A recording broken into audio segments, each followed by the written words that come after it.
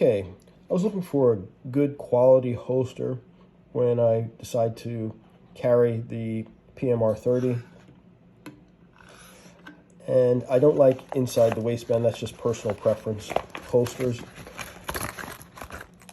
And it's pretty long, so it would be a little bit awkward to try to carry it inside the waistband. And it's great weight. I made a video about the weight of it, incredible weight. So DeSantis makes this thumb brake mini slide, which is, and they make one for the PMR 30 that fits the PMR 30. It's hard to find a lot of holsters outside the waistband with the specifications I was looking for. The thumb brake, which I like as an additional retention tool. Just old school. I'm accustomed to a thumb brake. It's just really old school, sorry. And then also the retention screw, which was a plus for me. Sometimes the break-in when you first get a holster is a little bit rough, but fit right inside. Also, it has, because the firearm has the safety, I don't so worry about, getting that caught in the thumb brake, which could happen, as you're forcing it in, as long as you make sure that the safety is on. And then with the thumb brake closed, it hasn't broken in a lot, but because I've only worn it once or twice, but so far it's good. Let's talk about the holster.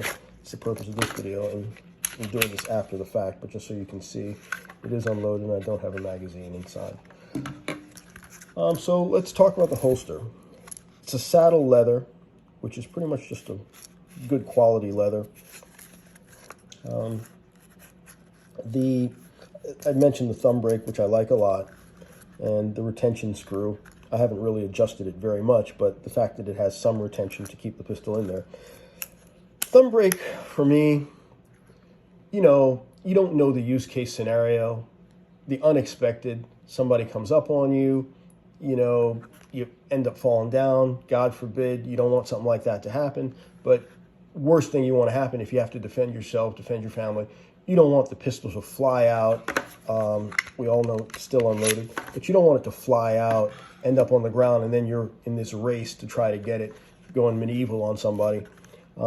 This thumb brake retention knows that I'm opening this up when I want to take it out. And when it's in there, it's pretty safe. The retention screw as a secondary, for me, makes me feel a little bit more comfortable to have those. As you can see, when you look at it, this is a nice feature, that it's scaled a little bit forward. Some holsters are like this, where it's flat. And then you kind of have to get it inside on your belt, on your waist, so it sits a little awkwardly because it's too close or too far.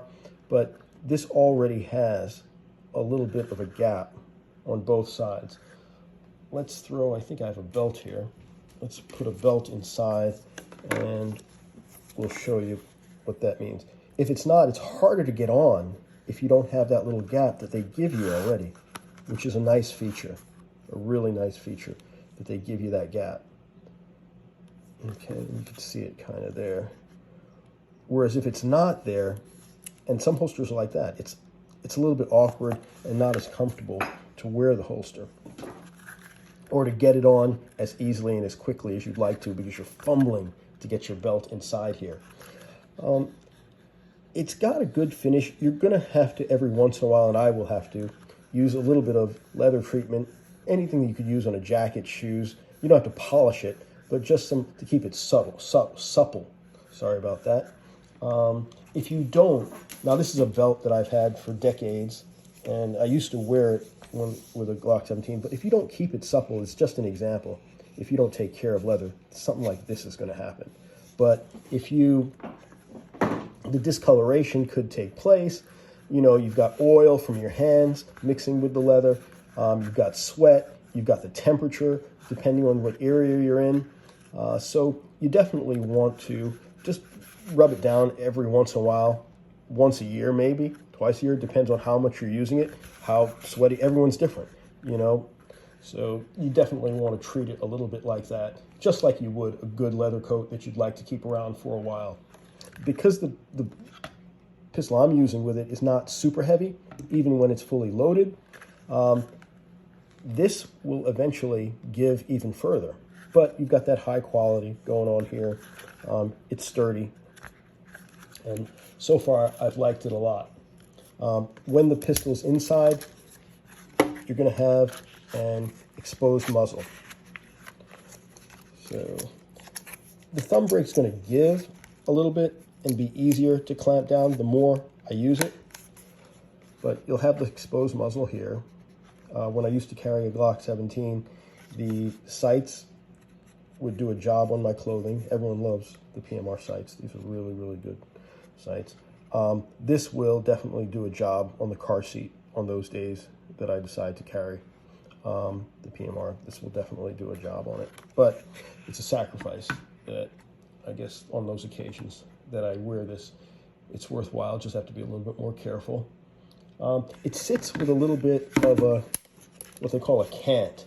So how tilted forward the gun rides. It's easy to get out.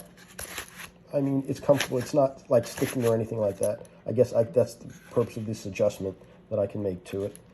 But it sits with that little bit of a cant tilted forward. Instead of tilted up, if it was tilted straight up when you're getting it out, imagine on your body it's that harder to get out. But that cant, that forward cant, gives you a little bit of, you're already kind of in the ready position. So if it's on your belt, you'll see it's going in that direction. So you're already taking it out, getting on target. I'll do the last part of this video showing how it looks on my belt with a pair of pants. So you get a little bit of a taste for that. It's definitely available for other pistols other than the PMR. I'd recommend it. So far, it's been great for me. There weren't a lot of options for the PMR 30, but so far this has worked out well. I've only worn it once or twice, and I like it so far. Hopefully this video helps. Stay safe. God bless. If you have time and this is helpful to you, like and subscribe. Okay, I did want to show you that it has a 1 3/4 inch. It's not 2 inches. It's actually, let's go down here, 1 3/4 inch opening for your belt. This belt fits reasonably well inside. For me, I don't wear a big thick belt, but if you need a 2 inch, you want to know that based on if you have multiple belts or just one, so you don't end up purchasing something that's not working for you. Okay, so now you see on a pair of pants I can only suck in my gut for so long, so I'll try to make this as brief as possible. Now you can see if you're wearing, depends where you have your loops, you see that cant going forward. This is how far down it comes on me, and I have a belt loop between here, so it can't like move around too much. So I have my belt, a loop, and then coming through my belt again, so it can't roll around, but that's just personal preference. And this for me works really well because if I need to, I can get out, I can prepare beforehand, so I know I can get on target if I need to. God forbid the event comes up, and then resettling back in. As time comes on, I'll get adjusted to putting the strap back in place, but there it is. Hopefully this helps you. Be prepared when probably a lot of you have been carrying for a long time, but if you carry outside the waistband, be prepared that you're gonna ruin your belt, because you see this weight here, especially if you're carrying a heavier pistol, you're gonna end up with that loop in your belt over time. Hopefully it helps. Thanks again. God bless. Like and subscribe.